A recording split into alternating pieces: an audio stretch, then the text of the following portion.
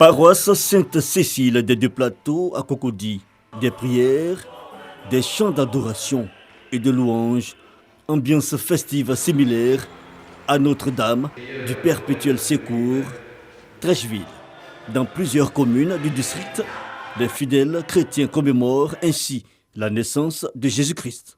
Lorsqu'on célèbre Noël, c'est pouvoir inviter les fidèles à pouvoir se concentrer, sinon centrer leur existence sur la joie. Cette joie-là qui est d'abord, on va dire, proximité avec Dieu, joie qui nous permet de pouvoir nous fixer sur l'objectif qui est la vie éternelle. Il est venu pour que nous soyons plus humains, à nous d'expérimenter ces valeurs de simplicité, d'humilité, de vérité, de justice. Autre lieu de culte, église USO, mais aussi le temple du christianisme céleste, dit Temple Emmanuel, et l'église du Christ, mission Harris du temple de Noé, dans la commune de Yopougon. L'heure est également au recueillement. Les fidèles expriment leur reconnaissance au Christ pour ses bienfaits. Les guides religieux emportent aux fidèles le message de la réconciliation, de la paix et de la fraternité. Que chaque Ivoirien se rapproche de son frère, de sa sœur, pour que la paix véritable soit vécue en Côte d'Ivoire, notre pays, pour que nous puissions vivre en paix en nous souvenant de ce jour. Depuis une semaine, nous sommes au couvent, nous sommes ressaisis de tout. Nous prions pour le pays, nous prions pour les affairistes, nous prions pour les opérateurs économiques. Donc ce jour-là, le Christ apporte toutes les grâces que nous entendons. C'est ensemble qu'on peut gouverner ce pays. Qu'il y ait la paix, qu'il y ait le pardon, la réconciliation, afin que ce pays-là puisse redémarrer de nouveau. Cette nuit de reconnaissance à Dieu tenue dans une ambiance bon enfant est l'occasion pour certains tout petits d'exprimer leur talent.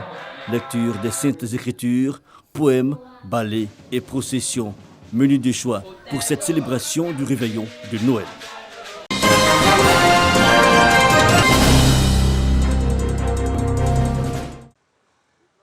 Place d'armes de la préfecture de police des Bouaké. Il est 19h45.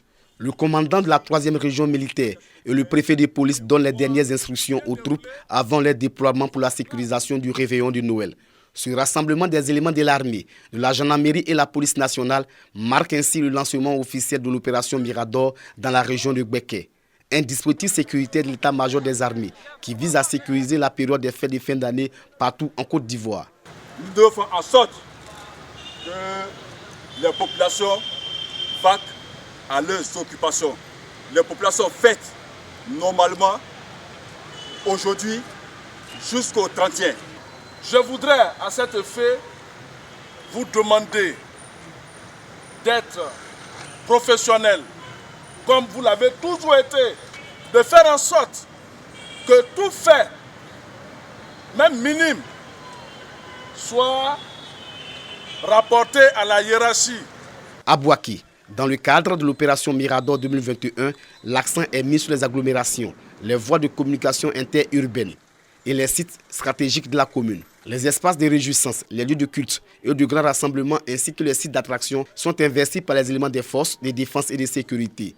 Les responsables des FDS exhortent la population à la collaboration avec les forces engagées pour optimiser la lutte contre la délinquance, la criminalité et la veille antiterrorisme. Sur le territoire national, ce sont environ 17 000 soldats qui sont mobilisés jusqu'au 6 janvier 2022 dans le cadre de l'opération Mirador 2021.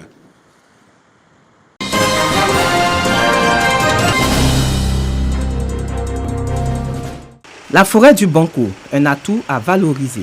C'est ici que le ministre du Tourisme et des Loisirs arrive ce jour pour un voyage forestier.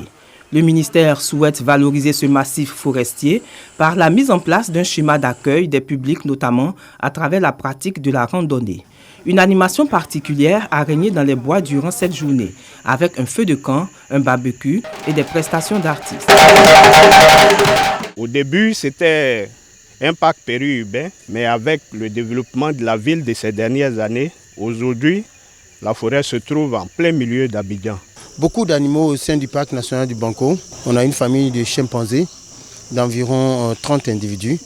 À côté des chimpanzés, vous avez plusieurs espèces de petits singes. On a beaucoup d'oiseaux. Le tourisme forestier est un levier de valorisation. Le ministère a donc sa carte à jouer. Nous avons jugé utile d'avoir réhabilité des constructions qui ont été réalisées pour développer l'écotourisme, à savoir les abris, les bancs, les restaurants. Mais nous allons aller au-delà. Nous faisons en sorte de construire des tentes ainsi que des jeux de loisirs et des parcours sportifs pour bien des acteurs. Contrairement à l'idée reçue, il faut bien qu'on fasse tomber les masques et qu'une bonne fois les Ivoiriens comprennent que c'est un des endroits les plus sûrs d'Abidjan. Ce plan de valorisation du parc national du Banco, en partenariat avec l'OIPR, va se poursuivre durant toute l'année. Le parc national du Banco couvre aujourd'hui une superficie de 3474 hectares.